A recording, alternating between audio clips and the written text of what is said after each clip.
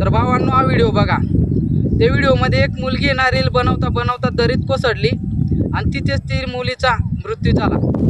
हे कारण असं आहे की त्या मुली देवाकडे गेले होते, तरी तिला गाडी जमत नव्हती, पण त्या भावाने तिच्याकडे चाबी दिली। ती म्हणे मला गाडी चालवायची आहे म्हणे। तर त्या देवस्थानाकडे मोठी दरी होती तिथं मागे, तर ती मुलीकडून रिवर्स गिअर पडला आणि बागी बागी ती गाडी जी मागे गेल्यावर डायरेक्ट दरीत कोसळली। तर मित्रांनो, अशी चूक तुम्ही करू नका।